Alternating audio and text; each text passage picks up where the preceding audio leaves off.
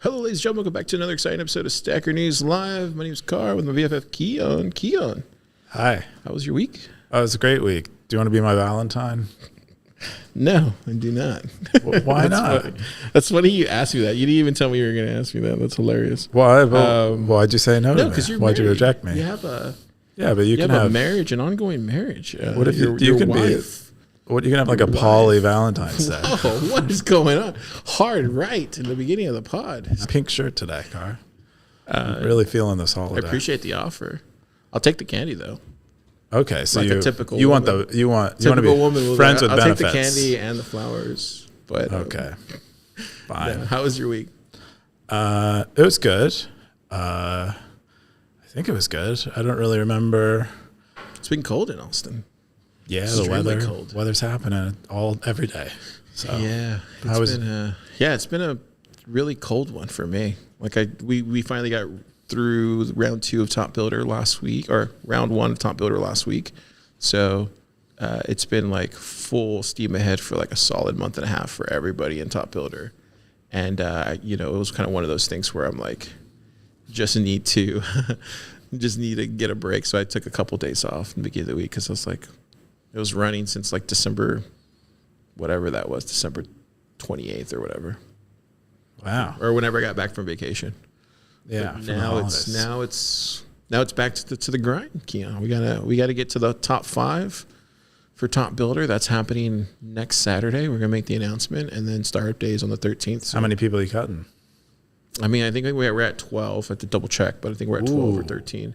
So we're gonna get it down to 5, which is gonna be tough, dude. Like, there's really great teams. Do you give them any like counseling after you cut them? No, they know what they signed They're builders. up for. They know what's up. But got a lot of good ones. That's what I've been up to this week. But if you've never seen this crazy show before, it's called Stacker News Live, covering all the top stories on Stacker.news, specifically the top 5. And I'll share some stories. Keyan will share some stories. We might talk about, the Bitcoin ecosystem. We might talk about Luka getting traded to the Lakers and the future dynasty that might happen there. We might talk about all sorts of things. But if you want to go check it out, go to Stacker, or actually, go here. First, go to our Twitter. Darthcoin, you should make us an oster. And then from here, you can go to our link tree, and you can see everything here. We're on YouTube. We're on Spotify. Click that subscribe button.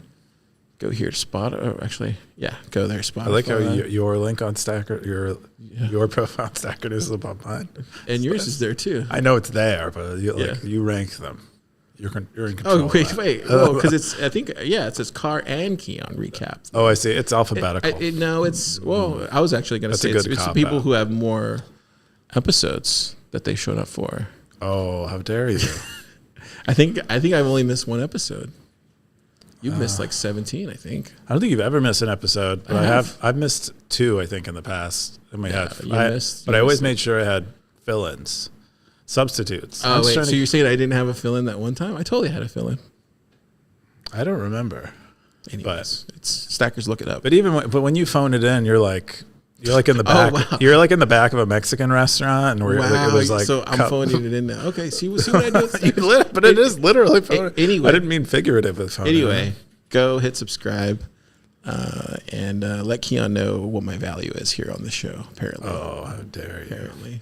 Now, anyways, we're gonna jump into the top 5.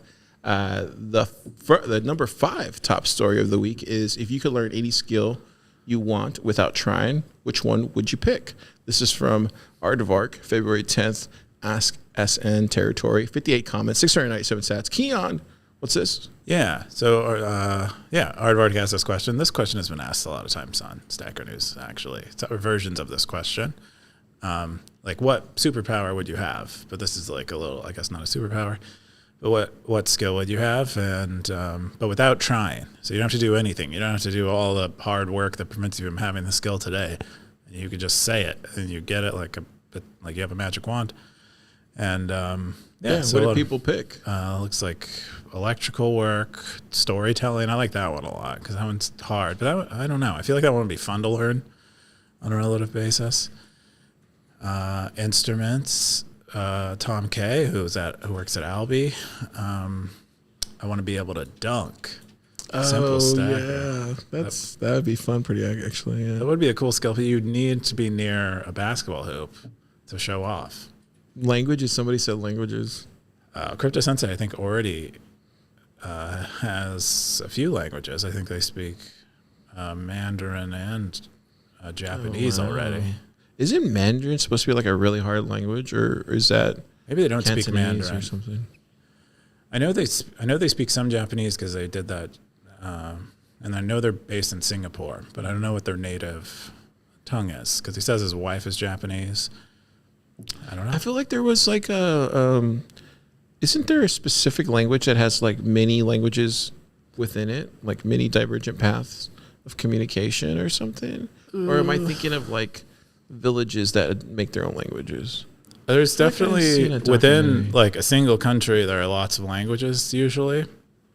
Like I had a Uber driver the other day who spoke both Farsi. It was from Afghanistan. He speaks both Farsi, which my dad speaks, and he speaks Pashto, which What's is Pashto? I think it's like the main primary language of Afghanistan. Oh wow! But he speaks Farsi with a different accent, is what he said. So there, but in most countries they have quite a few dialects of. I don't actually know that. Here, jump on the mic real quick. We have Cascader Trying to say something. saying that English has the most words. I see. English has the most words, and it's hard to learn. I've heard it's hard to learn before.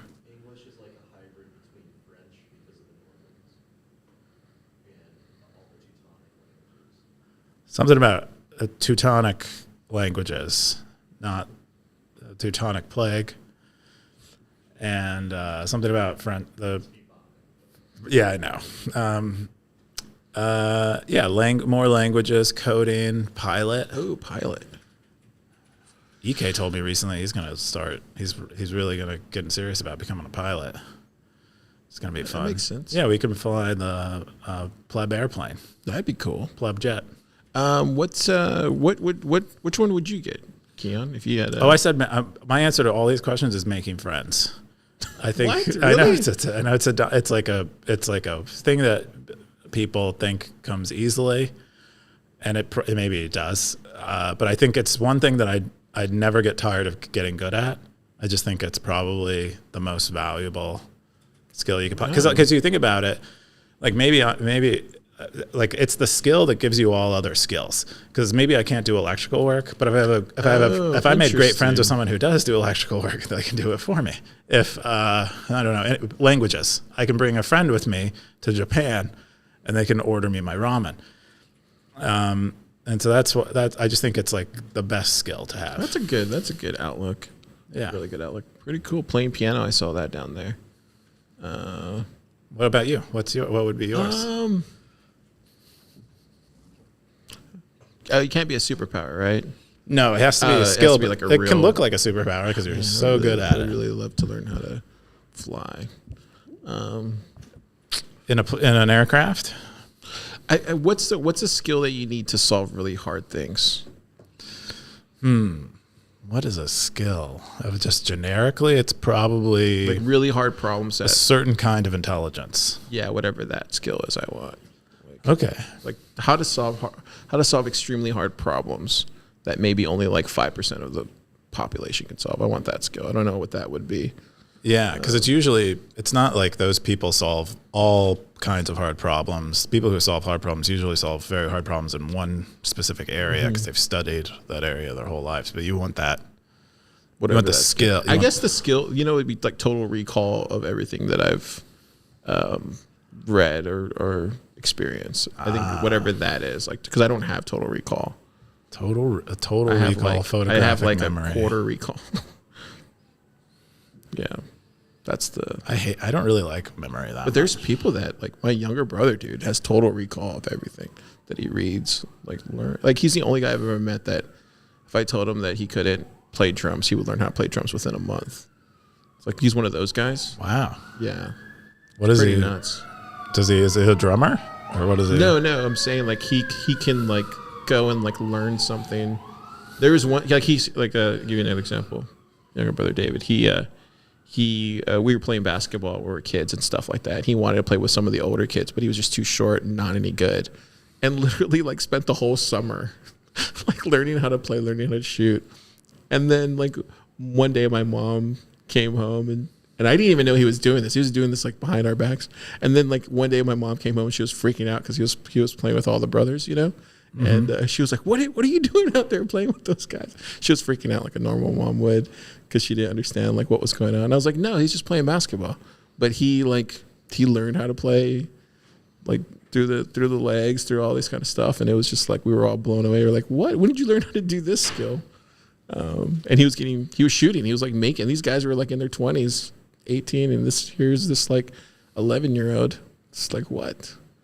Nice. I don't know how we got into that comment, but that sounds awesome. It's one of those. Whatever that skill is, I want. Okay, you want the skill of your brother. Yeah, probably. Yeah, he had it's really good. Anyways, let's jump into the number 4 top story of the week. It's the right real suffering. This is from Mostly Harmless Mostly Harmless Territory. Elvis Mercury posted this. 27 comments, 1,265 sats. Keyan, what's Elvis talking about this time? Yeah, he's just writing, I guess, or querying about suffering, querying for thoughts on suffering. Kind of has some loose thoughts on suffering, and maybe I guess it's sort of like a query, like things that he's trying to figure out about suffering, how to think about suffering. Elvis uses the word right a lot. Like, what is the right kind of suffering? Is what he's asking here. What is real suffering? Likes to get to like the base of things with that type of language. He links to a great talk in here at Stanford Business School by CEO of Alpine Investments, maybe Alpine Ventures. He just talks about going through the financial crisis, being a CEO, and then how he kind of framed his rebound, and with the help of like an executive coach. Is it this one right here? Yeah, that would be it. Organization. The one thing that stuck out big for me in this talk was the executive coach basically has him do the self-journaling that Jordan B. Peterson is an advocate of. Love watching this stuff. Yeah. Where you basically write about your future self, like your aspirational future self.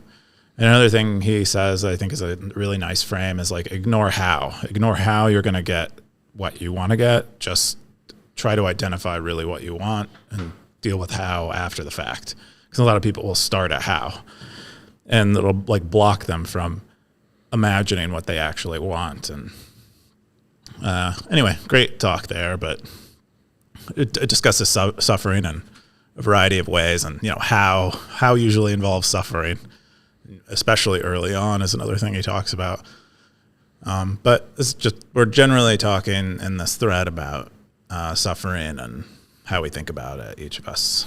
Yeah, Siggy he said, I'm not sure it's the same thing, but when I was struggling as a young person, I had my if only list, in quotations. Once you achieved a goal, there was always another one right around the corner to be anxious about. That is suffering. I think of Bob Dylan's When I Paint My Masterpiece. The line, someday everything's going to be different when I paint my masterpiece. End quote from Bob Dylan. That's a unique way to look at it. Yeah, it's true. I mean, they're never kind of finished with having goals. EK said, yes, so much. I used to believe that if only I had a girlfriend, all my problems would be solved. Turned out that's not true at all. Ha, ha, ha, ha, ha. Now I believe that nobody's going to come and save us. We need to save ourselves. EK. That's true. Scoresby said 100% children are purifying fire. He was commenting from Undisciplined. When you have a little kid, you don't look for additional sources of suffering.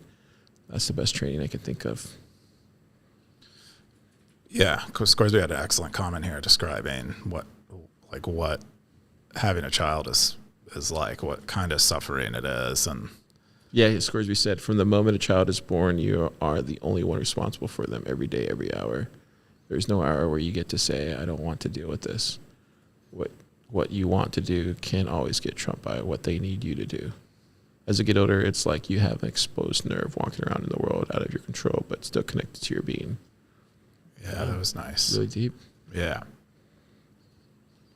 Yeah, stackers are, feel like they're evolving into deeper conversations. Deep souls. Yeah, EK links to a Jimmy Song post that he wrote on suffering, like an essay a little over 2 years ago now. What did Jimmy say? Suffering is a stark reality of force that dwells in the deepest recesses of our souls. Its presence can be unbearable, making us with emotional scars. Easily healed. He's just saying to embrace suffering. It's like fundamental to being a human. Don't try to, like it. In many ways, you can kind of see it as consistent with the other things Jimmy talks about, which is where fiat is maybe helping people like numb themselves to suffering, or they're these convenient things that are actually damaging them in the long run, and a lot of it is avoidance of suffering. Looks like Austin. Austin, you have anything on Suffering? the real suffering? Oh, what's the point of a heart if it doesn't break? Oh, wow. Look at that song lyric. What's the point of a heart if it doesn't break? I was wondering if y'all are gonna talk about a story that I just saw on Meta, Stack Harder. No, we probably aren't going to talk okay. about that one. Okay, that's cool. I mean, we can talk about it. No, it's okay. I'll bring my spicy takes to Noster. Okay. Why? What? Now I'm curious. What was it?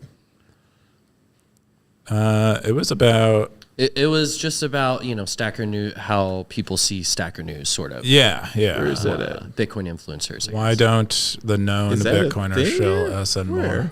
Yeah, there it is. Fifth one down. Fourth one. What's the quickest way? No. It's right above Stacker Saloon. Yeah. Right above Stacker Saloon. Oh yeah, here it goes. Why don't You I wasn't commented trying to on this one. hijack. I'm sorry, I'm not trying to. No, it's cool. It's just this one I was is like literally just reading. this is like drama to me. I just don't do the. I don't do. I can right. answer in the meta. I just don't like it to be front. you want and us center. not talk about this right now? I mean, I don't. Okay. All right. So basically it's why don't the known Bitcoiners shill SN more? This is from Stack Harder. He said, it seems like Nostr gets all the love, and while it's fine and all, I would think more of the usual suspects in the Bitcoin space, the podcasters and the like, would at least mention Stacker News a bit more, as it's, in my opinion, still a unique thing in the Bitcoin space, and there are zaps too. Maybe most people just aren't into the format of a forum. Then again, whenever you look at the Ask Nostr hashtag, it's just plebs talking to the void, not getting much of an answer, when they could be on Ask Stacker News and getting their questions answered while doing some passive milking at the same time. Cool. Milk. So, Austin, I go to you, Austin. What is your read on that? Well, I thought EK had an interesting comment. He was kind of talking about the perspective of it, which I think is, it's like, so Stacker News centralized is bad, Nostr decentralized is good. And it's kind of this simple surface level way that you can look at it. And I think that like a lot of people have looked at it like that.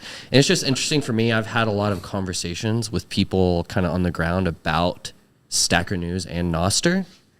And I've heard a lot of people that just have completely wrong understanding and opinions about Stacker News. But then also the lack of understanding of like that Stacker News basically dog fooded zaps. And in my opinion, still has a better zap algorithm than Nostr even can. But it just goes into like all of these. Well, it's kind of two different approaches, right? It's like Stacker News is like a centralized attempt to go build out a distributed social media, and you're in the early stages of that where it's still very centralized. And then Nostr is sort of another attempt at that, and they just have different optics. Yeah, but I think that is true. I think this is how people view it. I don't think I need to really say more. I just wonder where people get these views from, and when they have the misconceptions, why they have the misconceptions are kind of interesting to me.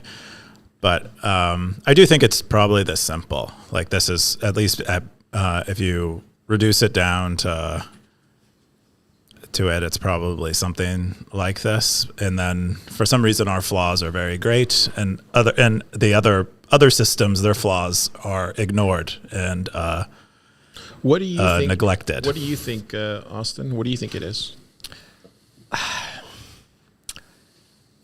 For me, there's a lesson to be learned about perspective, because as a builder, you spend so much time. I spend a lot of time thinking about trade-offs and thinking about, like, I want to have the perfect balance of, user control, but also good user experience and stuff like. And so you live in these trade-offs trying to make the perfect trade-off, but at the end of the day, the interpretations of that will far, far outweigh the technical realities. And it's really funny how those interpretations can far outrun the technical realities in certain areas, like in Noster, in my opinion, more towards the positive side, right? Or early on with Lightning. So why do you think that happens in Noster? Do you think it's because the aspects of Noster are more conducive to them running away into positive fantasy? Or do you think that there is something maybe perpetuating the positive fantasy? Could there be incentives at play? Yeah, I mean, I think it's definitely both. It's like a really, really strong narrative that has weight behind it. That's hard to pick apart that narrative. And the What is the narrative weight? is like, say what? The weight. I mean, so this is mostly where I get kind of. You basically have tens of millions of dollars coming from Jack Dorsey on Noster. Yeah. So that's the weight. And so that's the wind in the sails of any narrative, is people trying to get that money and people trying to appease that money. And so that's mostly what I kind of see, like a non-here posted follow the money. Totally. But I think what is the money produced? And you're kind of saying it's produced this incentive and this sort of race into the Noster, manifest destiny. And then also that money has produced really polished experiences on top of what is actually not a polished protocol. And so these are like these catch-22s that make it to where on the surface, this looks great. Peel back the surface. Oh, wait, that's kind of funny. Peel back another layer. Oh, wait, what is this beneath the floorboards? And that's a feeling. That's a feeling I have about it. And there's a lot of things like that. It's just like the delta between the reality and the narrative is where like things get so out of hand, I think. And it's not even that like Stacker News has such a negative delta of like how people think about it and talk about it versus its reality. It's just more of how it gets compared to the delta of Noster. Yeah. Right. Yeah. Which is just totally unreasonable narrative to compete against. Yeah. I think it's fine. My biggest takeaway, despite some of the thoughts I have about the mechanics of it, which are just mostly interesting, is that we just need to do a better job of crafting our own narrative and maybe taking a different path than the narratives of other people in the space, or I would call them gatekeepers of narratives in Bitcoin. And that's just, I think, what we'll have to do. We just have to work harder. I didn't want to talk about this at all.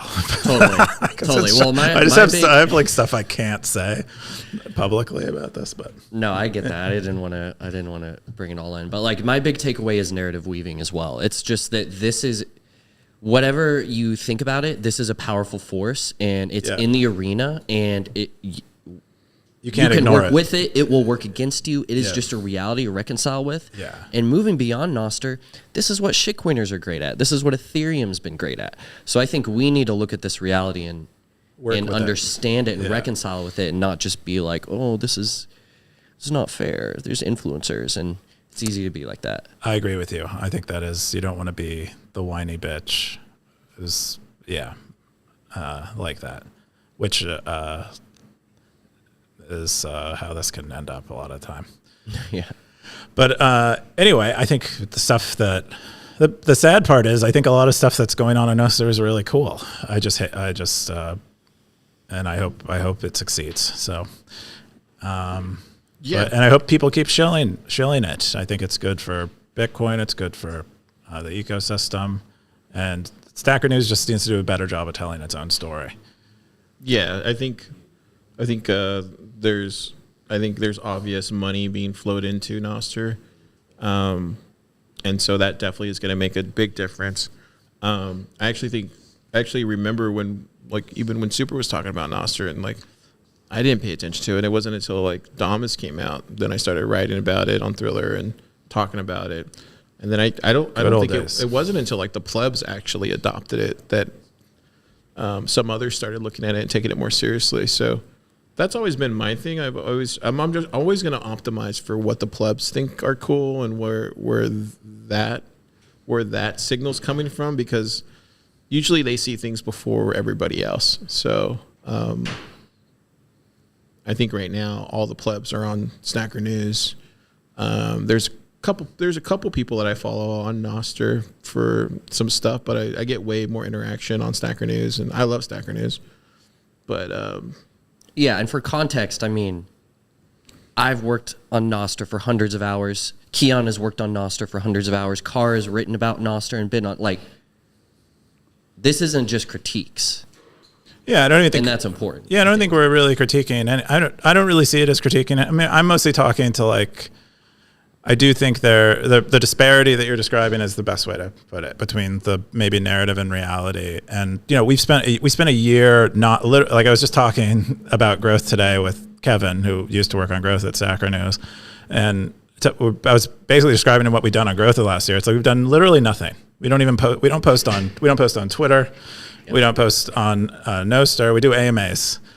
And that was like a development 6 months end. So we've been so focused on non-custodial wallet experiences in the context of an app like this that was really fucking hard for a year, that we haven't done any of the narrative stuff. And so we're kind of just really behind on that, the like sort of the kind of sales propaganda angle, which I don't like to think of it as propaganda, but when there's a big gap, it tends to show up that way. But do you think that this is an important, because I think about this, do you think this is an important role, really, even just in startups and Bitcoin startups, that like we need, I mean, what would you call it? Meme lords, narrative weavers, growth marketers, I guess would be the official term. Yeah, you definitely do need, people who can set a tone for people. But there's a line you don't want to cross where you're lying to people, where you're like over-promising, they show up, and the reality isn't there. That's something that I feel like Bitcoin never really did. And that's, I think, one of Bitcoin's strengths is, if anything, the narrative is negative. And then you show up to Bitcoin and you kind of get it. And then it exceeds the narrative in so many ways. Under-promise and over-deliver. Yeah, but there's there's a benefit to doing either, I guess. I obviously like the under-promising, but I do, I think you maybe need both, because some people are reached by the under-promising, some people are only reached by the over-promising. But I think it's a good thing to think about, especially as someone who's building something. You really want a handle on how stories are getting in people's minds, so that you can put your product in the story of their mind. Mm-hmm. Yeah, I also think too, like. I think what Keyan said, you could get better at a lot of other things, but I think at the end of the day, like, everybody's using Stacker News, even the ones that aren't shilling it. Let's be honest. So they might come in as an anon or some other name, but trust me, they're reading it. They're listening to it. They're listening to this podcast right now. So I think at the end of the day, you just got to realize that people might not be shilling it or might not be talking about it, but they are paying attention to it and they are listening to it, and it's getting back to them. So I think when you have that frame, you'll just, like what I do now, I don't even pay attention to that stuff. Now I just go and build what I want to build for the people that I want to build it for, and then everything else is just noise. And so that's all I'm trying to do is just like, what's the vision that I want for Plub Lab? And then how do I execute on that vision? And then how do I make sure that that vision aligns with the builders that are coming through Plub Lab? And like, that's it. And like, whether people pay attention to it or not, doesn't matter. It literally is, am I executing for the users, the clients, the people that we work with, you guys, stuff like that. And I think when you just keep it wholesome like that and really simple, you don't have to worry about the noise, because eventually the noise will come to you and they'll want to broker a deal, or they want to talk to you because you've been killing it. And that's just the truth. Well, yeah, producing noise isn't free. And so you eventually run out of noise. And whatever survives the period where the noise was produced is the signal, and that'll persist. Because at the end of the day, I mean, they're going to say, who's the smartest guy who understands web of trust in the room, right? Or who understands There are really smart people I know that do. But you know what I'm saying? Like, yeah. They're going to come and ask these questions, and you just want to be professional about it. And I think that's the approach you should always take, is just lean on the professional side. And, the competitive stuff, I mean, all that's going to go away in like 2 or 3 years anyway. Like, dude, everybody was on Stacker News 2 or 3 years ago. Then Nostr came out. In 2 to 3 years, there'll be something new that everybody will move over into. It's all cyclical. Like, I don't foresee it like it's ever evolving. So I think over time, this is the way it is right now, and it's just a season. It'll go away, and then something new will come, and then staying alive is more important than anything else. Yeah. I want to share, you reminded me kind of an anecdote, a story I have from, I'll just say, a Bitcoin developer that I talked to in El Salvador. He is someone that previously had a very popular, well-recognized open source Bitcoin project that everyone was talking about. It was like mainstream Bitcoin narrative, fire news. And, built it up and took a break from a little while, and now has come back. And in many ways built something that is better, more impressive. And he is getting zero engagement. He's talking about, like, I used to have hundreds of thousands of, like, points of engagement when I would make a release. And I just launched a release that took me like 6 months to build, and I got like 2 likes, and no one noticed it.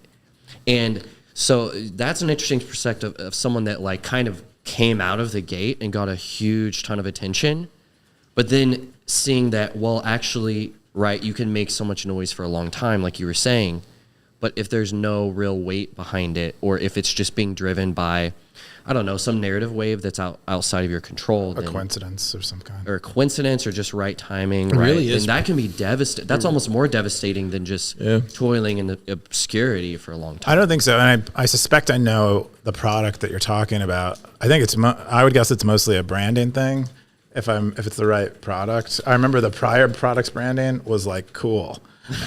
And the current one is stodgy as fuck. We'll talk about it afterwards, and that can probably, and I probably agree with you. That's the main difference that I see. Mm-hmm. Otherwise, I mean, I think he's talking to the tech and how toward the tech is, and I get it. They've made a number of advances, I think, but I said this on the podcast, or I say this in the lab too. It's like, during a bull run, the loudest person in the room wins. That's all it is. You just got to be louder than everybody else, especially during a bull run. In a bear market, it's just about building. Like, that's all it is, and staying alive. In a bull run, be the loudest person. Do something crazy. Like Top Builder? Yes. Do something crazy like Top Builder. Top. Like, go in the middle of 6th Street and yell about Stacker News like crazy. Like, the end of the world is coming. Stacker News. Go here to read all That's about it. a good narrative. But I'm The end of the world saying is in a bull coming. run, this is how it works. And We'll I save think you. it's just like, I just remember from last time, like, this is the playbook that we ran, is just be the loudest person, stand out, do something stupid, do something crazy. Obviously, don't go to jail. I mean, get a cease and desist every once in a while, but still, like, this is how the games are won, especially in a bull run. But that's not advice. Not legal or financial advice or Bitcoin advice. Anyways, good thing. Good thing. I guess good thing you brought this to our attention. I didn't even see it, but then I read down. I was like, oh, I did comment. You on commented on it today. Hey, people want the drama, It's just a lot of drama. I mean, it's like so much Dude, I don't drama. even care about the drama at this point. They never send it through email, so I never see it. So maybe I'll get an email They'll and just tell be you like all the directly. drama. Yeah, but no one wants to put that in hard. in a hard. This stuff is asset interesting like to think about, though. But I think it is important to bring up for people who are building. It's just like people to throw you off your game. That's all it is. It's like you're going down the highway 100 miles per hour, and it's just like these little things are just like, oh, get off your lane. Like you're going too fast. Like, nah, get out of here. I'm focused on this. Let me focus on this. And Keyan, you're focused on this. Just keep focusing on it. Just you're doing it. You're already doing it. Just stay alive. That's it. That's the game. Wow. Yeah, you're kind of right, Car. It's like a framing thing. Like I've had someone ask me the question before, like, do you feel bad that this other person is doing this thing? And it's like basically what you're and I'm like, well, I mean, when you put it like that, like, I don't know. I feel like I probably should feel bad. Intro me to him. I would love to talk to that guy. How are you doing it better than I am? Why did you ask me Cool. that? Will you tell me how you're doing it better than I am? Great. Will you actually? Okay, so you do it that way? Cool. I'm going to go do that too. So dude, like. Well, no, this is a regular founder struggle. I've been following YC for a long time, and they talk about this a lot. You just never think about your competitors. There's no point in it. If you're getting, it's big enough for everybody. If you're getting customers and they value it, and you're growing or whatever, then you should be. There's no reason to pay attention to them, especially if most of what they're doing is derivative. Because if most of what they're doing is derivative, then they're not going to come up with their own ideas. And that's like another aspect of it. There's not a lot of talented, I'll tell you right now, there's not a lot of talented, innovative ideas in Bitcoin. Those are few and far between. And every once in a while, somebody will come out with a really innovative, talented idea, and then everybody will run to it. It's like the NFL. It's a copycat league. So you can't take offense to that. You just got to accept that. It's human nature, and it's good that Bitcoin does this. And honestly, it's good for the user. At the end of the day, they get the option. I mean, I use Primal every day. I use Stacker News every day. These are good things. I'm on Nostr too. I don't use Damus anymore, unfortunately. I use Damus. It's just Primal's that much more better now. But yeah. Okay, well, that's great. You don't need to shill me, Bitcoiners. It's okay. We'll figure out our own. Feel free to way. show Car. I'm just kidding. Yeah, you can shill me. Shill pleb devs. Shill pleb devs. We'll show plebdevs.com. Plebdevs.com. Go there, subscribe. And I shill Stacker. This segment brought to you by Pleb Stacker Devs, News on there, where you can learn how to build on Bitcoin and become a dev. That's right. You too can be him sitting at that chair. Oh, come find him in Austin. His name is Austin. A lot of great builders named Austin in Bitcoin. Oh yeah, and there's more coming. Yeah, cool. There's a Bitcoiner born every day in Austin. I don't know if you knew that. The next top story is your master's degree useless? ? This is from The Economist. What's that name? Delia Lala Pan? Oh, I call him Den, but yeah. Yeah, Den 46 comments, 7 cents. Number 3, top story of the week. Something like that. Yeah, so this is a story from The Economist about the uselessness of getting a master's degree. And it just kind of cites all the research on it. Basically, if you're going after a master's degree for financial gain, especially if it's not in like a more engineering science field, you're likely not going to see a return on your investment, and you might actually get a negative investment return. A little less true of women, though, actually, in the data. So what are you saying? Like only women who have master's degrees get hired? Like if you look at this chart here, the women are the pink. And so, yeah, when they get, this is a comparison relative to a bachelor's degree. And so if you, people who get advanced degrees in languages, men, they have a 30%, they make 30% less than someone who got a bachelor's degree in languages. And then women, they make about 10% less. And I think it's because there's like confounders here where women who get advanced degrees usually put in more hours, usually are maybe starting families a little later, is like part of what's showing up in this data. What's the technology one showing right there? What's that one, Keyan? I would guess that's probably... It's a big difference. I would guess that might be engineering generally. Oh, this is in Britain, it looks like. Yeah, they said the data is a lot better in the UK, although the data, I mean, it's roughly similar in the United States.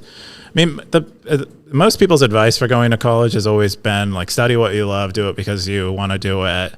And I think this stuff, it really matters though when you're thinking about when you're only pursuing a degree for financial reasons. Like I wouldn't mind getting a master's degree in math or maybe another degree in computer science. I would, regardless of the return, I would just love to learn that much more. Yeah. But if you don't want to learn, if you're like, don't want to learn it, you're just doing it to get money, clearly it's not paying off. And I think it's just, part of it is it's become really, the job market has been saturated with people with advanced degrees already. There's a part of me that wants to go back and get like a business degree of a sort. Because I feel like it could shortcut a lot of things for me. Yeah, I mean, it could, but then on the other hand, there's probably no better business school than starting one. Yeah, for sure. What do you think, Pleb Dev? Yeah, I mean, I only went to college for 2 months, and look how you turned out. Yeah, I mean, I kind of, well, and the thing is, I was like already deranged about the school system. I had like dropped out of high school, and I came back around, got my GED, and was like, I'm going to go to college to learn computer science because I want to learn how to build on Bitcoin, and I'm going to need to know the foundations of computer science. This is the way. And I just like, that narrative got destroyed in like 1 semester. It took like 1 semester of college for me to realize like, okay, this is a lie. These people are trying to distract me. I was actually on my own the whole way along. And the idea that these people would help me work in Bitcoin was just like a narrative that I believed. But that's not true about everything, right? It's just like engineering and tech. But in general, because the field is flooded with advanced degrees, I think the way to compete is to be different and to stand out amongst those people, and like extreme people get extreme results, you know? Yeah. Try and like go break some big software in the world. Go hack some software. Go I don't know, make something crazy that no one else does. Or actually, best thing you can do, go make something and then get 1 user at least. Yeah. And that's a huge thing to stand out on like applications, is like, I made something and I got users. And so there's still those ways to stand out, and a lot of them aren't credentialed. So yeah, non-credentialed ways to stand out. I think that's kind of the signal. Good stuff. Looks Absolutely. like Real Bitcoin Dog said, my master's counted as 2 years of experience at my fiat job to get me promoted faster. Yes, I know, very fiat, but I think worth the ROI. What do you think about that? Oh, that's interesting. Yeah, some of these, they have like these co-op degrees, oftentimes in outside of the United States, where you like get a master's degree and half of it is working. I don't really get it. It's kind of, I think this day and age, you definitely need more people learning faster, and I think you just have to have. I think especially it probably was always true. I just never noticed it when I was younger, but definitely feel at this point, like if you're a young kid, either if you're going to school or not, like you need to have a love of learning, especially these days, because the world is moving really fast. But yeah, and you'll move faster outside of school. Just think how much school slows you down. It's like if you actually figure out something good to do, like, oh, I need to go build, I don't know. If you want to be an accountant or a business person, like what's the thing that you would do to stand out and get you that next level? If you're in school, that's just going to be a big waste of time. But if you can spend all your time, I think if you go to and Jim has talked about that. I think if you go to like a prestigious school, that could really shorten your track as far as like getting to where you want to be. So there's something to be said about like getting into that networking culture and then leveraging that for what you want to do in life. So it's not just that. I mean, and the teacher is a paid mentor. So like most people step out of school, away from school, and they don't have a mentor at all. Mm-hmm. I mean, and that, I think that's the real thing that you miss not being in school. I think there's also like you learn things that you would not choose to learn in school, but are very helpful about that are around you. Obviously, there are things you absolutely don't want to learn, and you know that in advance, but you still get taught them in school in some cases if you don't have much control. But it varies a lot. I think you entered school at a different time than I did, and from what I've heard, it was maybe not as good. Oh, yeah, I'm like the worst person to ask. yeah, I I'm know. Completely and totally biased. I love school. I love school. Go ahead, Jim. So I agree with you guys were saying. I was just listening to the Meat Mafia podcast, and those guys are pretty high signal in my opinion. They're kind of were orange pilled. They were at the Bitcoin. Yeah, shout conference. out Brett Ender and Harry. I don't know Harry. Yeah, I know Harry. But yeah, Brett was saying that he went to a prestigious business school, and pretty much like 99% of his peers all went into corporate America, and Ew. it just teaches you how to be a good cog. So Yeah. he learned by doing same thing you were saying. I pretty much agree with this. I think everyone should check out the School Sucks podcast because they pretty much get into the history of school and why it's so fucked up. Those guys are free staters, and they talk about how schooling is basically invented by the Prussians, who later became the Nazis and taught people how to be good, basically good slaves, good soldiers, run into gunfire, and be good workers. So I think pretty much everything you guys have been saying is on point, but there's like historical reasons. That said, I agree with Keyan. Like, it's good to get breath and just go outside your comfort zone and discover different stuff. That's kind of the Steve Jobs side of the coin, where it's like you don't know what you're going to be interested in or what's going to come into play later. Calligraphy. He took a calligraphy class that totally changed it's his story. mindset. And You I've meet the had right similar girl. experiences with, like, I studied married. Chinese in college. That has nothing to do with what I do now, but I now do stuff with language models, and that relates. And then I studied like matrix algebra, which I never thought I'd need, and then I ended up needing it. So Yeah. Yeah, there's a lot, there's a lot of, but to Austin's point, you can learn that on your outside of school. You can be really good at self-educating. Some people just do so much better in that context, and they can introduce Santos. the Santos randomness is in the like breath. Yeah. Austin himself is a great Austin's example like of that that. too, Like I didn't really enjoy going to class very much, but I did love being told this is useful to know, and then going and learning it.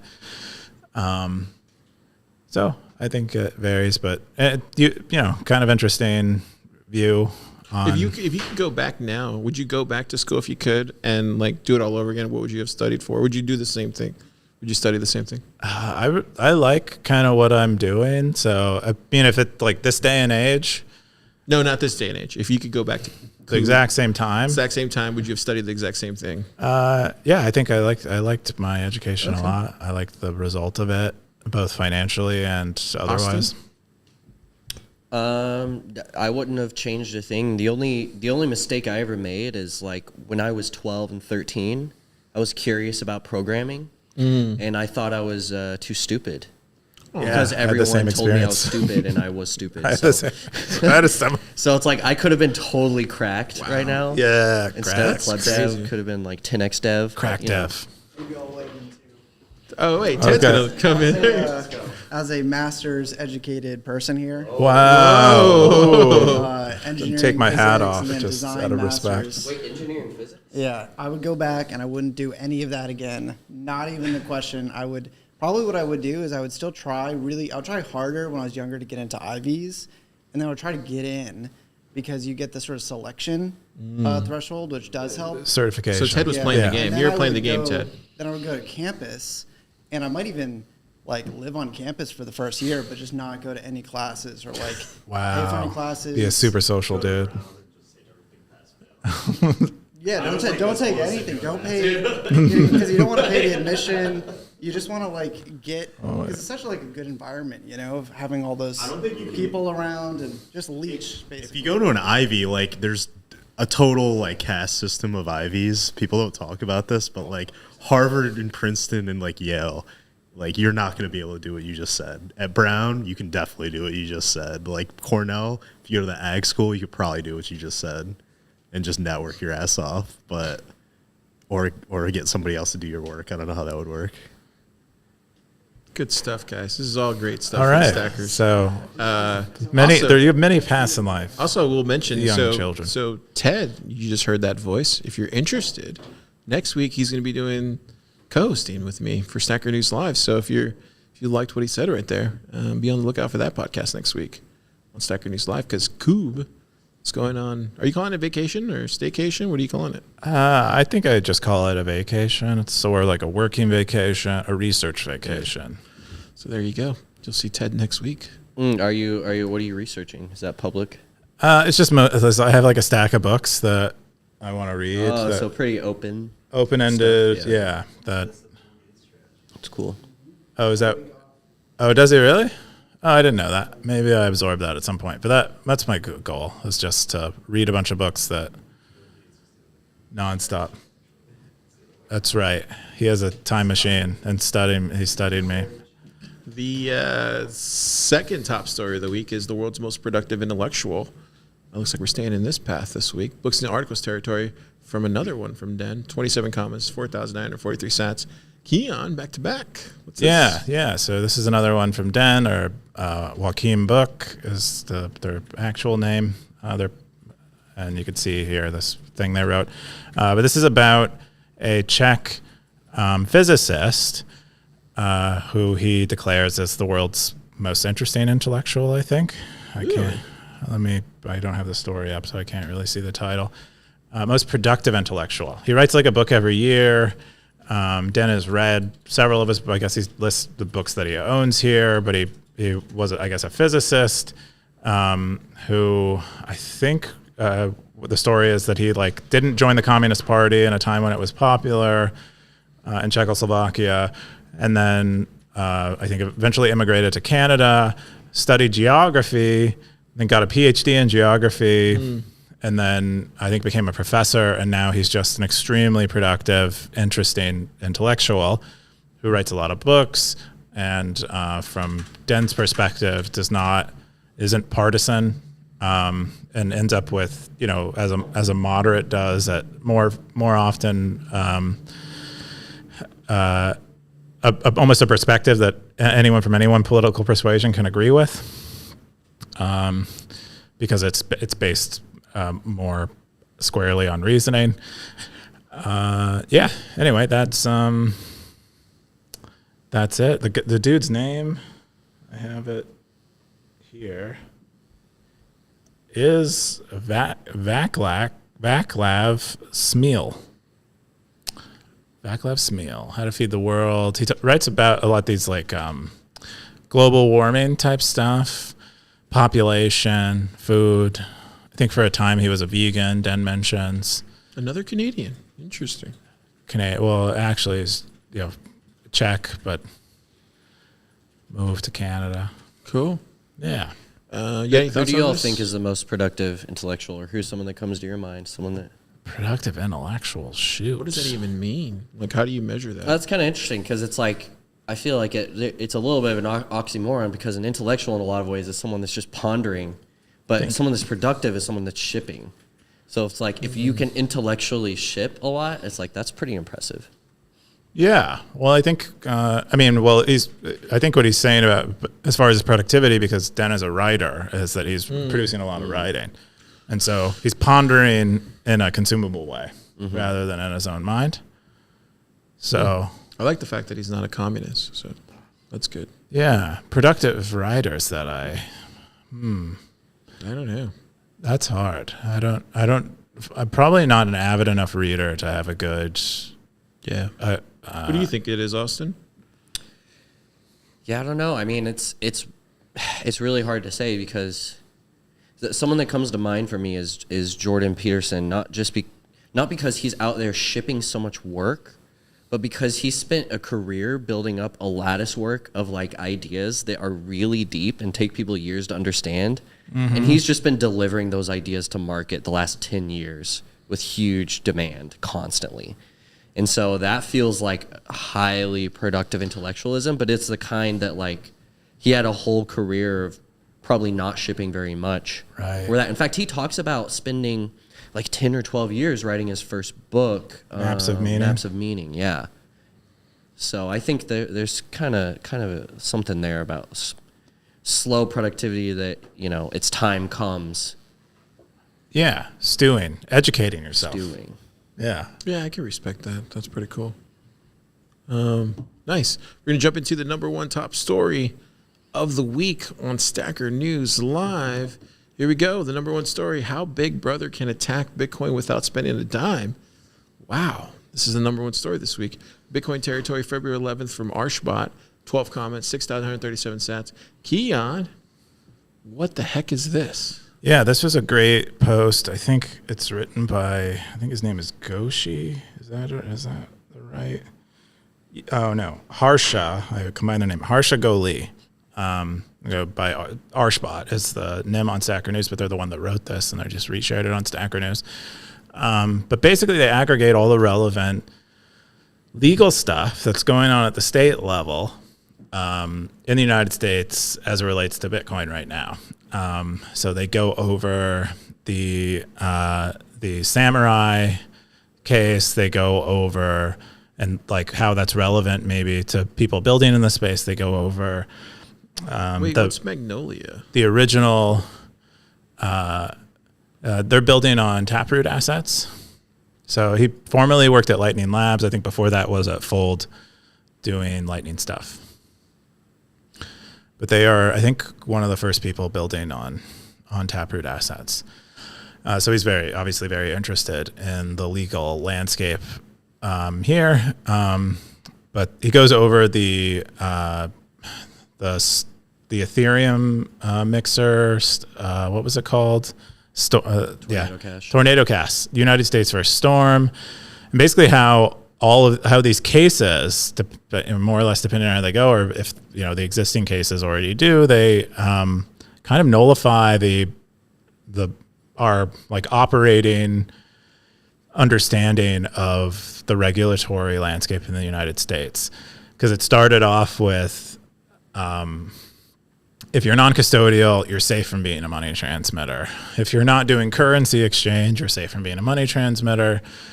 And then with these cases, it's kind of saying simply if you author Bitcoin software, even if you have no role in the person spending the money or hosting it for them or anything, you are a money transmitter, is what some of these cases would result in.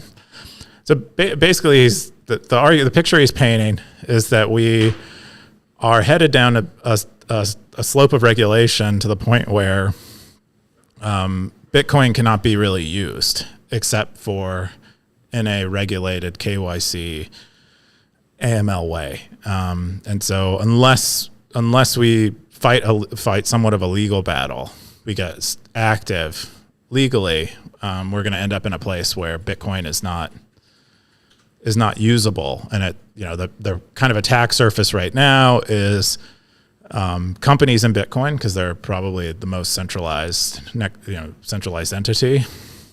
After that, it's developers, people who are, because there are fewer of them than the people that are consuming them, so they go after developers, the people who are publishing the open source software that people are using.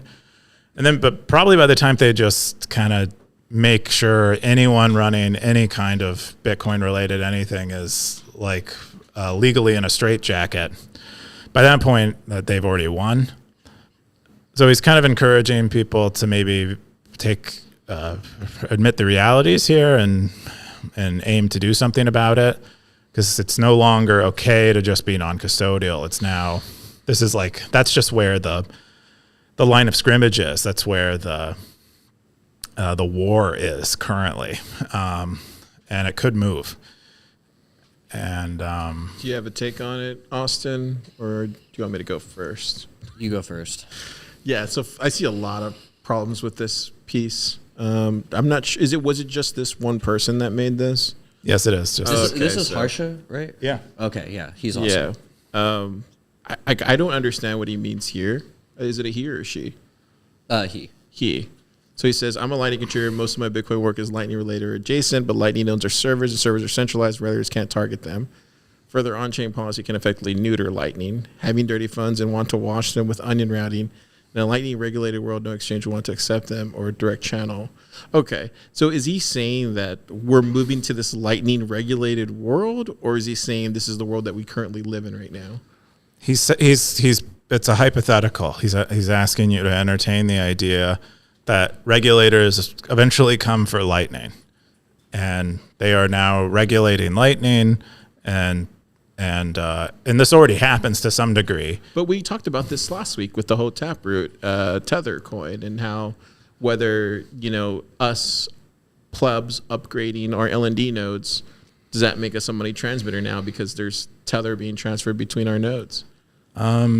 I don't think that's that. I wouldn't say. I would say that's not related. So let's ignore Shelf that. let's ignore the taproot asset part. He's just talking about if you are helping people move money, even if it's non-custodial. But some of these cases right now are saying that you are a money transmitter, and then additionally that we have this idea of kind of OFAC sanctioned UTXOs, and so you already can't send money from those to an exchange. They'll already reject it, or send out from an exchange to those addresses. That's kind of why those OFAC sanctioned lists exist. If you open a Lightning channel now with one of those OFAC sanctioned UTXOs, and you try to open it with an exchange, they'll probably won't accept that channel open either. And then and then we're at a different level now already, where I already know that some of the biggest Bitcoin node operators and entities in Bitcoin have literal legal contracts with their channel partners, like U.S. legal contracts with them, and they're only opening channels to the people with those legal contracts. So you're saying I can't pay you a Lightning invoice for dinner or something because I will need to. We will both need a KYC, non-custodial wallets. Is that what you're saying? No, I'm trying to understand what he's saying. Like he's saying that world doesn't exist right now, or is that it doesn't exist right now? He's just saying that this is kind of the way you can imagine it going. Is that so he's painting a future where they win? Yes, he's trying, and to some extent, some of this is already true, and he kind of lays out parts though. The legal parts he lays out. It's pretty simple. He has like a list of things that we assumed, given a ruling, I think that was like in 2016 or 2015 about from FinCEN about the nature of money transmission and people who need to be subject to AML stuff. And then he says, well, this case is being prosecuted right now, and basically it crosses off all those assumptions that we had. And then you have another one, and he crosses off even more. And you're kind of left with, you have to write your own Bitcoin software from scratch to use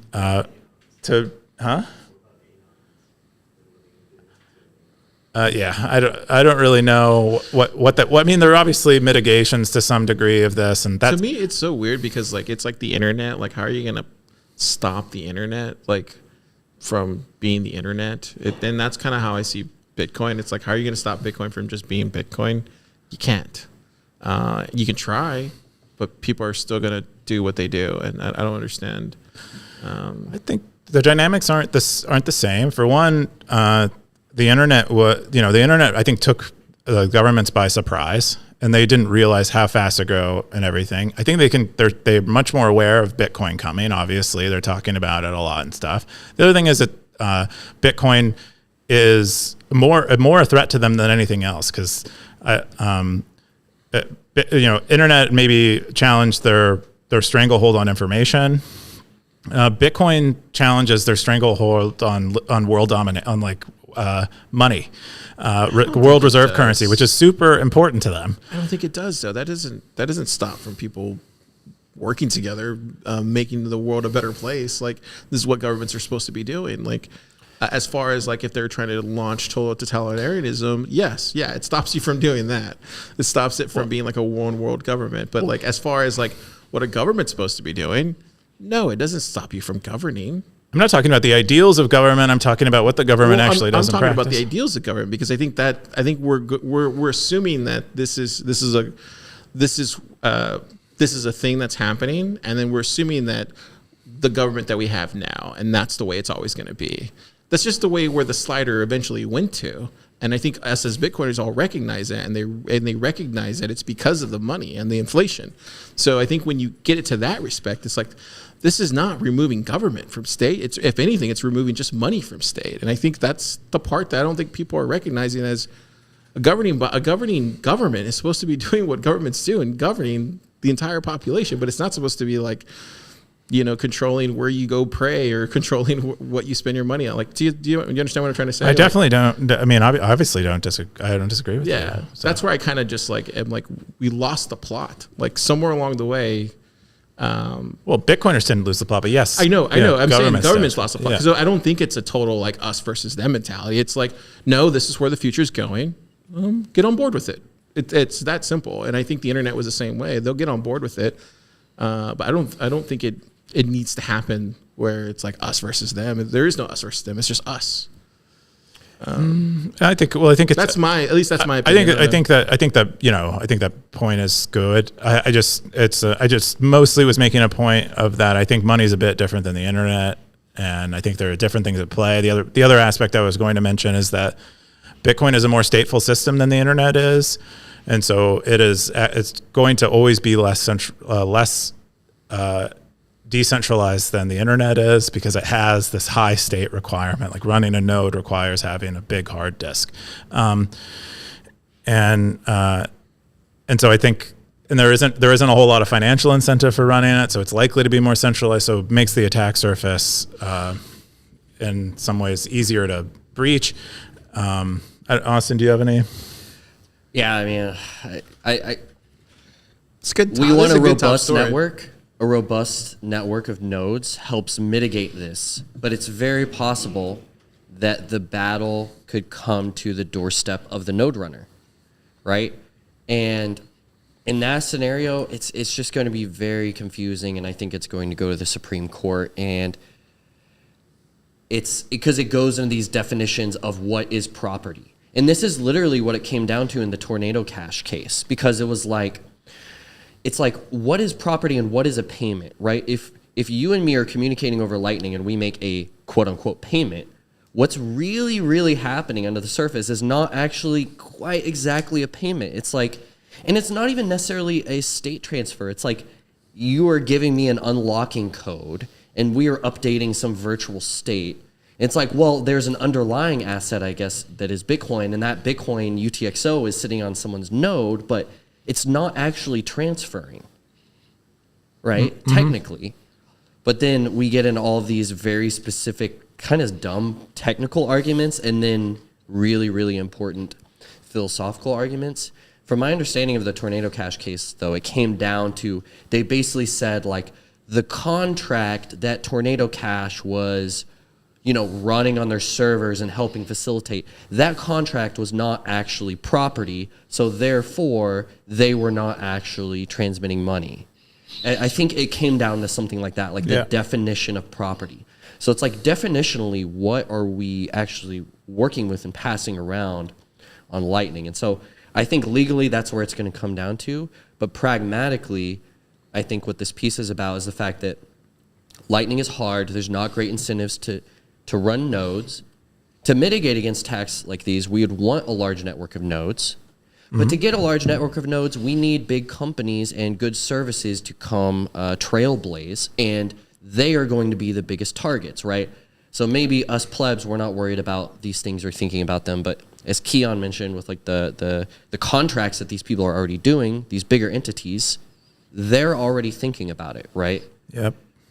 LSPs. I mean, you could imagine, if they want to go after the Lightning Network and its usability, just go after the LSPs, and you'd probably neuter most of the usage on Bitcoin, on Lightning today. And there's not big anon presence in Lightning as far as like big liquidity, big operations. Yep. Like the biggest one I can last remember of is zero fee routing. I think that's it right here. I mean, this is kind of where the world is going right here. It says inside this Bitcoin policy thing, it says uphold American rights to transact freely and privately, protect the right to engage in peer-to-peer transactions without third-party intermediaries. This includes safeguarding the rights to self-custody Bitcoin, to use and develop non-custodial applications, and to run a node on the Bitcoin network. And they have a couple other recommendations, but I think this is what I'm talking about. This is where the world is going. And I don't think it's good. I think the main thing Austin and I might be saying is that, and the author of this post might be saying, is that this isn't guaranteed. And in any time frame that is relevant to us. So we might live in 100 years of a regime that doesn't allow. This seems like Bernstein versus US 2.0, right? Yeah. Like they're revisiting. Are you familiar with that one? I've heard the name. here, actually, let me pull it up with Jamie. What's the name of it? Bernstein versus US. You spelled it wrong. Bernstein Bears, like the Bernstein Bears. Yeah. So It used to be the Bernstein. Bernstein versus US, I guess that's like the original cypherpunk one that I think I see what you're saying. they were trying to make PGP and SHA illegal. Oh, right. They were trying Yes, to I'm make them familiar with export, that. Yeah. export controls. Yep. And so I think the Ninth Circuit ruled that code is speech. So it comes back to, like, as you point out, code is speech, asterisk, as long as you don't threaten our hegemony, you know? Like, Yeah. code is speech, except for when money is speech. And then it's like, Yeah. it's a pretty... It's round 2 of this fight. It sounds. I think you're right. I I don't think it's like it's not a fight if it's.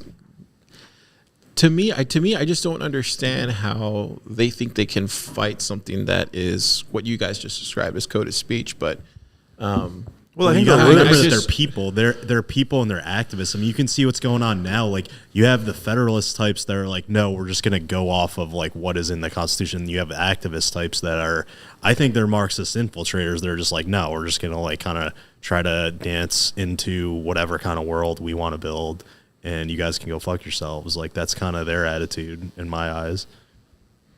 Interesting. Anyways, wow, I can see why this got to the number one thing. I didn't even read this. It's a great post, and it looked like he really What did dove into Scoresby the say? law. Scoresby said, I'm not sure this is true. Social resistance is a pretty basic part of Bitcoin, yet governments are busy coming up with ways to circumvent this. If we all upgrade Bitcoin to some incredibly fungible e-cash level privacy, that's essentially the same as physical cash. What stops the government from requiring all the same things? It requires a physical cash. If you want to send your 100% fungible private coin to our exchange, you have to prove what you got. Can I tell you two fun anecdotes? Siggy said, great article, depressing as hell, but great. Yeah, funny. basically. What did Darth Coin? Darth Coin says, is harsh because people still believe in authority. Never challenge. Wow. Somehow Darth me and Coin. Darth are always on the same page. I'm not saying exactly that, but I'm saying somewhere in there, just not as fierce. Interesting. Cool stuff. I'm here for it, though. Austin, hey, you're we gonna get to be a part of this world changing. What were you Austin, going to say, Austin? Yeah. Oh, two fun anecdotes. I love getting in conversations about Lightning with people that have very different perspectives than me, and I have professionally a few times. And so I've talked to someone that was an independent tax auditor in crypto. We talked for over an hour about how you would audit Lightning, and I was trying to blue team, or like red team, blue team, Yes. figure out how could you audit Lightning according to how they do it as independent third-party auditors. And, well, it's not possible. And that made me really bullish. I've also had conversations with a number of regulators and some of the past companies. And one of my last companies, I explained how Lightning works to like our compliance officer. And she was terrified. She couldn't believe it. And we already had a basic Lightning feature at the time. So she was like, wait, so you don't know the money that's being transferred, you don't know where it's coming from? I'm like, yeah, that's the best part. Oh my gosh. So it's, I guess all that to say, like, it's very sticky. Almost no one is thinking about this except for us Bitcoiners, and I think it's a good thing to have this sort of adversarial game planning. Yep. Yeah, absolutely. I think this is good conversation. And it's definitely worth talking about on Stacker News.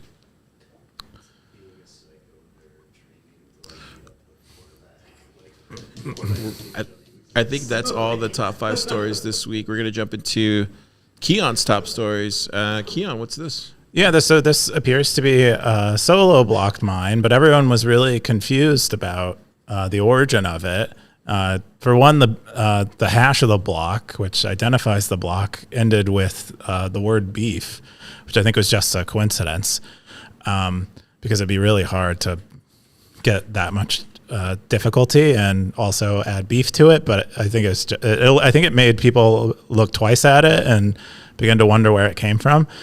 But they're using solo mining. I believe solo mining software, the CK pool solo mining software. But they haven't identified themselves as a solo miner, and they actually have too many successes to actually be like running, a BitAxe or something.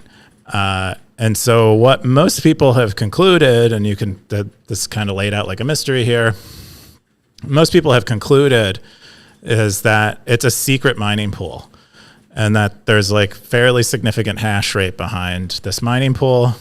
And it might just be one miner, and he's like, it kind of is a solo pool. But I thought it was pretty awesome, and you could see the history of them mining. They went dark for a few years. I just thought it was a really fun. If you're like into look at like the anthropology of mining, it's a really fun post. You see this, Austin?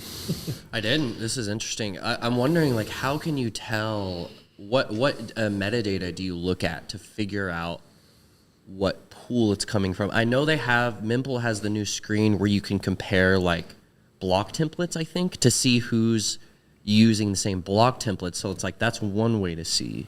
In the Coinbase transaction, I believe most of them put an op return that identifies the pool. Okay. And so in this case, they put someone else's. Yeah, they put like I think the default pool of this solo mining CK pool software.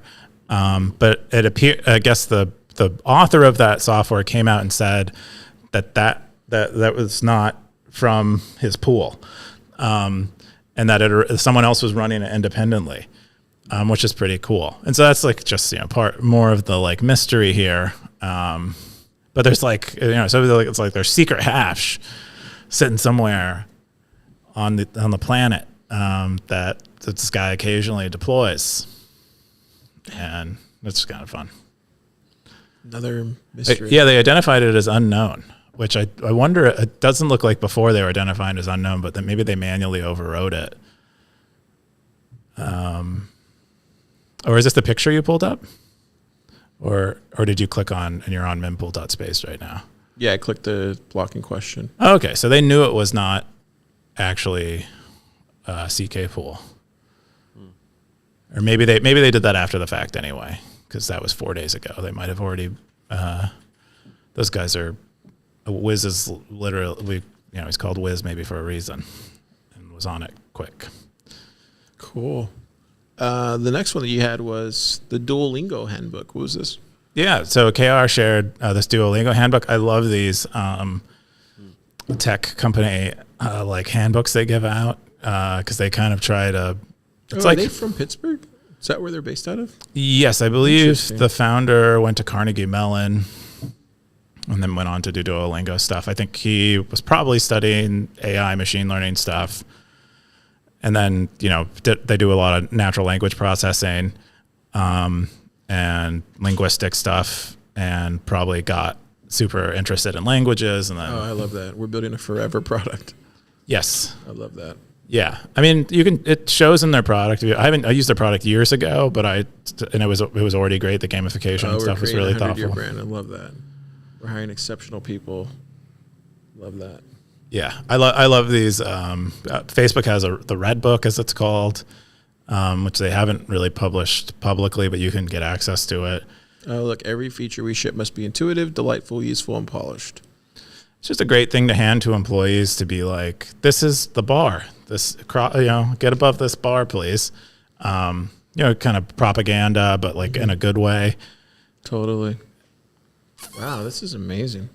Yeah. So this was kind of reminds me of like a lookbook. Oh yeah. I'm really into lookbooks, dude. It's a whole thing. Like tone setting. It's a very similar thing to a directors lookbook. do it for different movies that they're going to go into production with. They create these like lookbooks, and it's such a great application. This kind of reminds me of that. Cool. You got anything, Austin? Reminds me of Scout Handbook. We need a Scout Handbook for Bitcoin. Oh, what's a Scout Handbook? It's just like it's kind of like this. It's like, here's how to be a scout, but also here's how to tie a knot, and here's how to save yourself from drowning. Oh, like the it's like a little bit of a mix of ethos and practicality. What are those called? What's the full name? Not Scouts. Boy Scouts. Boy Scouts. You called it Scouts because Yeah, you're a man now. But Let me go pull it up, Jamie. Scout handbook.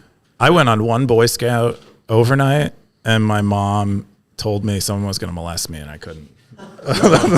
You got I a couldn't warning? keep doing it. Jealous. That's what my mom. She didn't. She really didn't like it. I don't think. She just told me that they were going to molest me if I stayed, which is terrible. But my mom's effective woman. All right, I'll have to get that later. Bye. Later, Oliver. The next one you had was the Jameson Lop AMA. This was a good AMA. It had a lot of people in it. 120 comments, 22,000 sats. Did he connect his wallet? Or He did not connect his wallet. Ooh. Oh, we've talked about this in the lab already. Many of us learned for the first time that Jameson Lop is anti-lightning. He is not a lightning believer. He is probably because he read that other post. the other post is written from a lightning dev is bullish on lightning stuff. So I don't think that's his intent. Yeah, I didn't know that. What is his perspective? Does he talk about it here? Car ended up tagging El Tor Dev and wanted Jameson's Lop's perspective on it, and he's like, "I hope it doesn't rely on lightning." Is basically what he said. And so I don't think he is. I've never seen him talk about lightning much at all. I know he has lightning guides on his website where he links to external things, but he doesn't seem to be doing much with lightning. This Yeah, he had that debate with Jimmy Song about it was sort of like the Bitcoin ossification debate. Yeah. And so he takes the side of the Bitcoin progressive. Yeah. I guess so. But it's kind of, for me, it's sort of interesting to have that Bitcoin progressive perspective, but then not believe in Lightning at the same time. Well, I think it's actually consistent because what he's saying is Lightning is an effective means of scaling. So we need to be more progressive about layer one changes and layer one scaling. Yeah. Okay. I think that I would guess that's actually his perspective. Is he probably believes that Lightning is infeasible for most people, even in the long run, which I don't agree with. You probably differ in that I get opinion. that. But I know a lot of Lightning devs, even protocol people who are like, no, this is just Lightning is for banks. It's not for plebs. That's kind of the perspective. Yeah. Someone I really look up to, they told me, if you think that running a Lightning node is too hard, you're a pussy. And I really took that seriously. Hell yeah. Oh, man. And so I think that's kind of a counterpoint. But I mean, people are running Lightning nodes on their phone. I mean, they're light nodes and they're heavily dependent on. yeah, it's like it's Other just it's like services. it's okay if it is too hard. You're right. Yeah. There's Yeah, an this- excuse this- for you. There's a perfectly good this excuse. question- It's too hard. This Just, question triggered somebody in the lab. Remember that? Oh. I won't say who it was, but it triggered them big time. Oh, someone got triggered about Casa not doing KYC? I don't know who would get triggered at the lab about that. I guess someone maybe who uses Unchained. And Yeah, KYC. it was a good overall, it was a great AMA. I want to read this. Why does Casa support ETH? Oh, he people have said because security he needs, said yeah, he's running a Bitcoin. business, not a church. That's what he said. Oh. In a business, not a church. Well, invest in Colts. I don't know. Anyways, it was interesting AMA. I think you guys should have more of these types of people. Well, they're not exactly easy to get. I think this was Go get Adam back. this was Go get like all the people that have been around for a while. what's the story of that whale, that whale hunter, that famous story? Moby Dick. Moby Dick. This is Moby. This is like a Moby Dick. You can write a generational book about it. It was good. It was a good AMA. He was answering questions for the stackers. Thanks a lot. Got to respect that. Yeah, A lot of hard questions too. Lop is one of my favorite Kept it real. Bitcoiners, even if I don't agree with them all the time. The next one was mine. So I'm going to get into my story. So these are going to be fun. The first one is this. The man offers to buy City Dump in last-ditch effort to recover $800 million in Bitcoin. So this guy actually has, there's a documentary about him, Keyan. If you go on YouTube and you type in, basically his girlfriend threw his laptop away that had all this Bitcoin on it. She I don't know if she donated, but it ended up in the trash for some reason. And then so I remember this story a while back. So I guess it finally happened, but in January, Howe lost a court battle with Newport City Council in Wales, which many expected would be his last shot at excavating the dump. But soon after, the Newport Council revealed that it would be closing the landfill. So it obviously said, hey, right? At that point, where is it at here?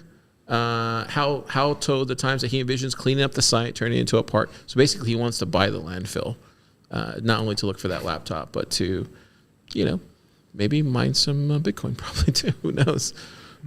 What do you think about this story? And do you think he'll actually find the laptop? No, I don't think he will. But I hope he keeps trying because it's fun. Would you buy a landfill?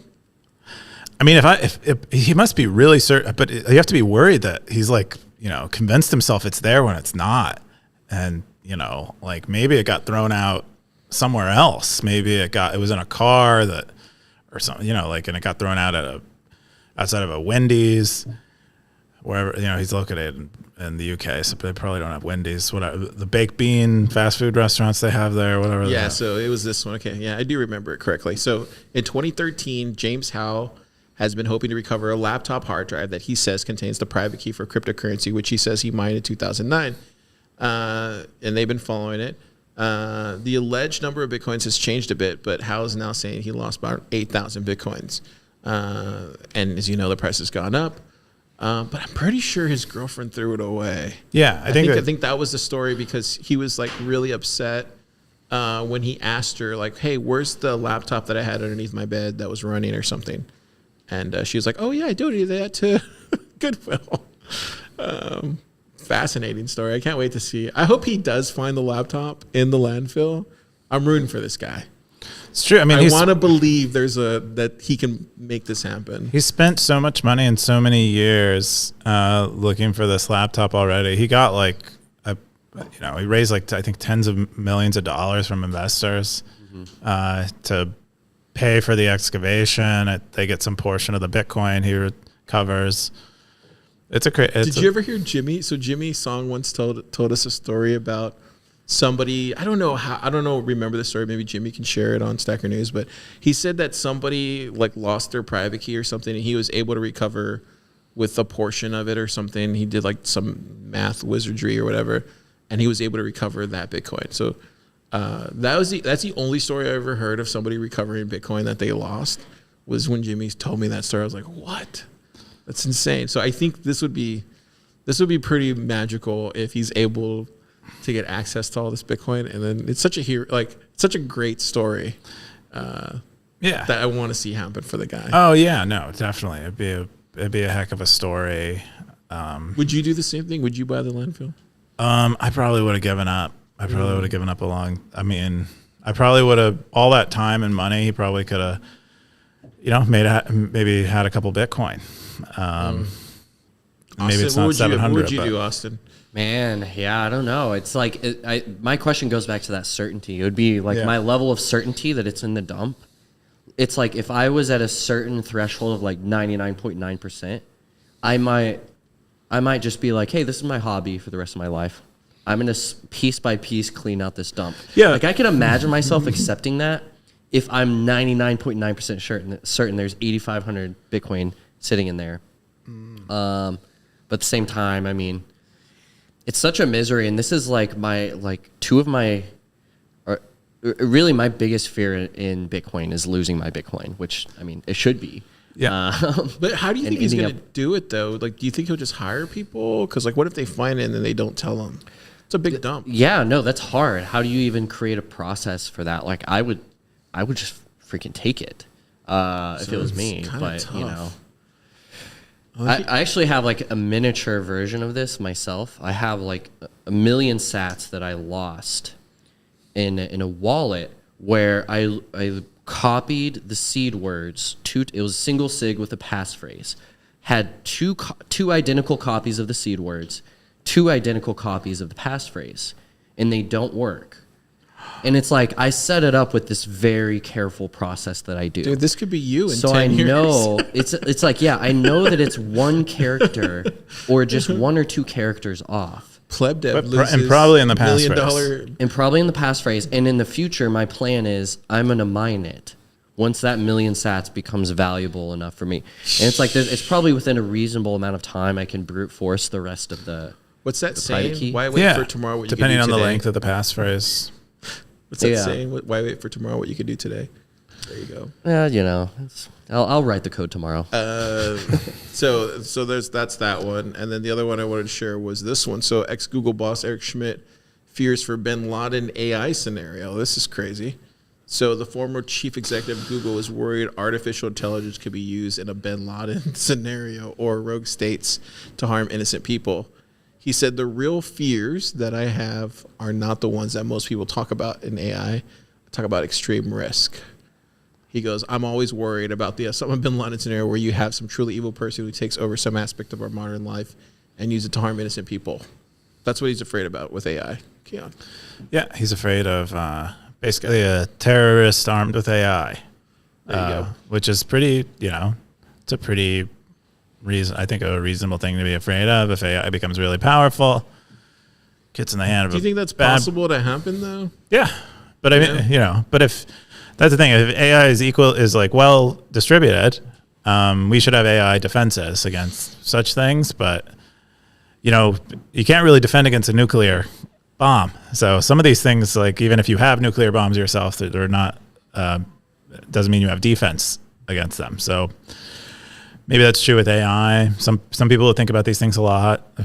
You could just find decades of internet forums to people talking about this kind of stuff. I think they've thought through mitigations to scenarios like this and all of these types of Maybe scenarios. this is how like the end of the world happens, right? Like maybe like people are always saying, oh, there's aliens. Does aliens exist? Do they? Maybe they just never advance past the AI stage because they can never get past that stage, and that's why we don't see any aliens. I mean, most sci-fi has some aspect. I mean, Dune is really popular right now, and that's like. Do they make it past? I guess they do make it past the. Yeah, AI. Dune makes it, but they have to like snuff out the machines, and then, but there's still like echoes through the rest of their civilization. This past where they had a war with machines, somehow they won.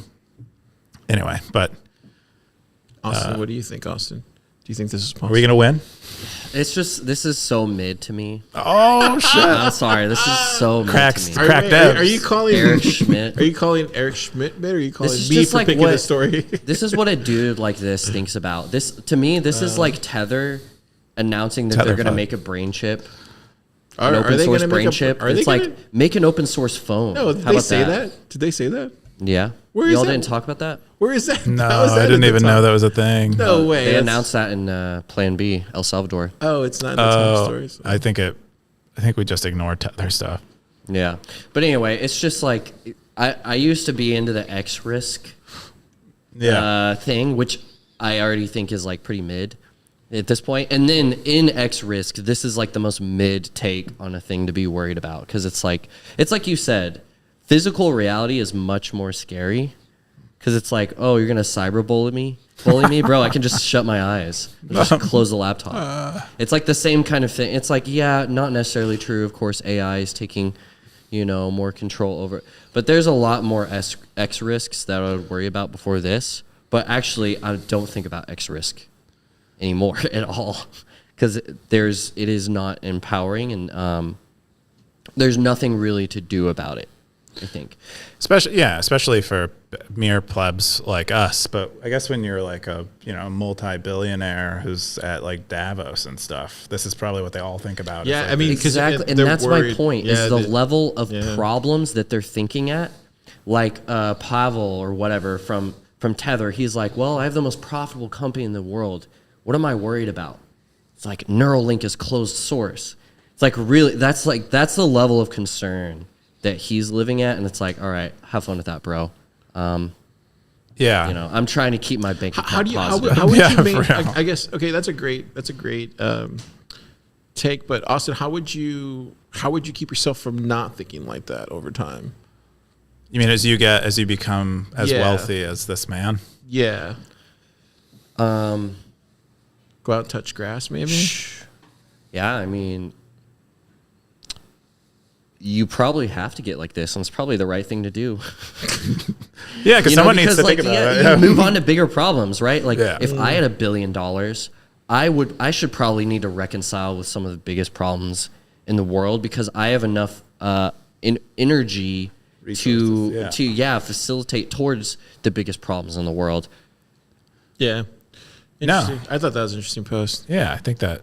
So you're all right, Schmidt. The other one I want to bring up was the Bitcoin payments from digital gold to everyday currency. This was from DS3 post this week. But he was talking about the Breeze technology report. Then I was talking to Danny today, or this week from Breeze. He was also bringing it up. But yeah, on the consumer payment side, which the stackers will care about, it looks like these are the custodial wallets they have inside of here. Obviously, it's...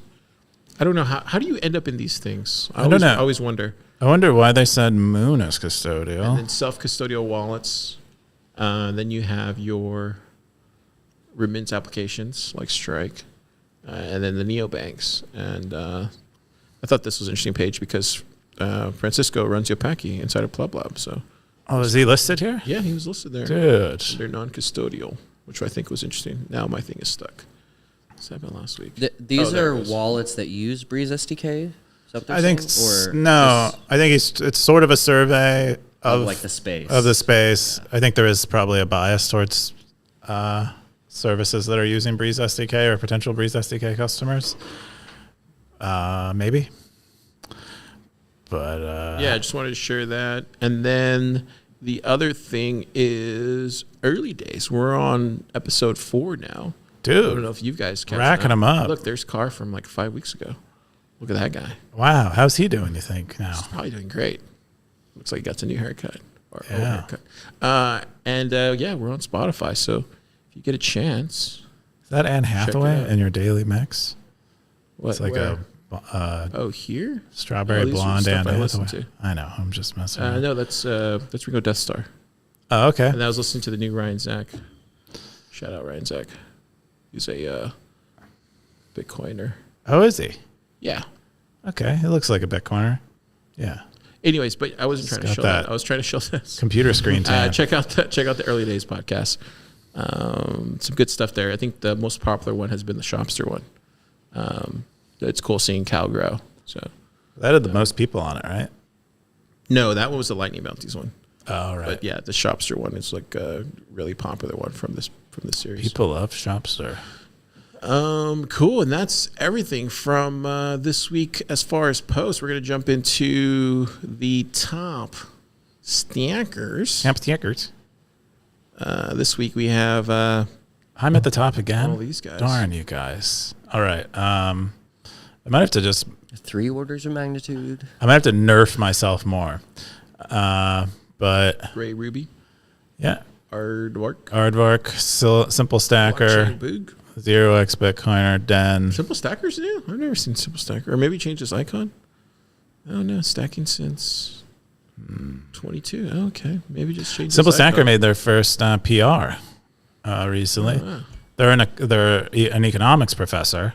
Oh, cool. Speaking of advanced degrees, and but they are proficient at programming, which is pretty awesome. So they made a PR. Nice. Yeah. What else we got? We got Max at 55. Yeah, I think that's everything here. And let's jump into the top Cowboys. The best segment Um, in the world. Next week, the Cowboys will be somebody else. Here we go. We got Cowboys Coob, Undisciplined. Undisciplined. 117 still in the running. Blockchain Boog. TN Stacker. Mm-hmm. Gray Ruby. Yep. Still stacking. Still sacking on all these cowboy hats. Public Enemy has a gun. Yep. Ooh, look at all those hiders. They're all just clustered up like that. Bitcoin pleb devs there too. Oh, let's go. Bitcoin news showing up. Ooh. Wow. I've been zapping Look, some there's more. some new. Zapping. Been stacking You- some. You have been stacking. Been warming. Songs. Pretty cool stuff. Yeah, you should. Yeah, my zaps on Stacker News way more fake and bloated than my zaps on. Or wait, no, sorry. My zaps on Noster way more fake and bloated than my zaps on Stacker News. What do you mean fake and bloated? Just fake and bloated, spoofed, Oh, sibbled. do you sibble your own zaps on Noster? I do far more than that, but I don't even really screw around with it anymore. But it's pretty far skewed. But spoofed it. Spoofed it, boofed it. But when I Boofed is go like on when you Stacker News and I try and something else. spoof and I try and sibble, I just end up giving more sats to the stackers. It's really a tragedy. Yes, So that's we're what gonna we want. Jump into the boost this week. Boosts. We got Pies, 2025 vibes. He loves it.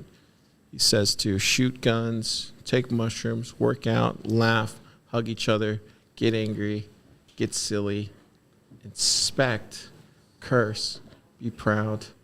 What does this stand for? Like again? Italian food. Like Italian food, fist pump, and FU. Flips them Gotta off. love it. We got Tongue 17 said, wow, so like. I don't get that. Nice tongue. What does that mean? We got Blockchain Boosters. Haha, great episode. Austin was fantastic. Didn't know he was so deep. The Enron thing. Keep it up, guys. Blockchain boo. Austin, are you that deep? Let's go, Were you, boo. I guess you were. That It was deep. surprisingly Well, it's deep just that day. philosophical topics, Yeah, he just was. you have to bring it out. I guess Scammer. Blockchain Boog is. Oh, yeah. Austin came in hot last week, says he was a scammer. Scammer. I'm about to. The Enron thing. Which was the Enron thing again? I don't remember that. Oh, the guys they bought the Enron yeah. trademark for like $35. Yeah, that's fun. Oh, that reminds me. I was gonna. That's kind of crazy. I was gonna say this last week and I forgot, but I'll say it right now. We need to buy BitConnect. Remember that was BitConnect, right? I thought they already changed that. Like an to- absolutely ruined and tarnished brand. There's something about that idea that seems Yes. really strong. Yeah. Yeah, like buy BitConnect, buy XRP one day, wait a few years. Okay. Cool. That's all I got. Kia, what do you do this weekend?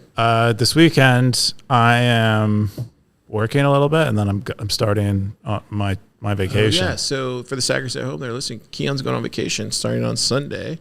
We won't see him Yes. for like 2 weeks, I think. Week and a half. It's about but I'll be back a Wednesday later. So Ted will be here to fill in for him next week. Yeah. Which will be good. Talking Ted. And then maybe Austin will show up like he did this week. We'll Perhaps. see. Perhaps. We got to book in advance to get Austin. He's a popular guy these days. Oh yeah, he might go to El Salvador. You never know. Plan never B know. might be implanted I a mean- brain chip, and Yeah. Who knows? This What? might be too small of a podcast from now. We'll see. it's true. I'm just kidding. What about you? What are you doing this week? Just work. We have like 2 workshops tomorrow, all that stuff. what are the cool. workshop? Okay. Oh, Never mind. We got a legal one, and then we have PR one. Yeah, that'll go out this week. Okay. Cool. Fun stuff. That's all we got for Stacker News Live this week. Stackers, have fun. Go out there, build something. Key.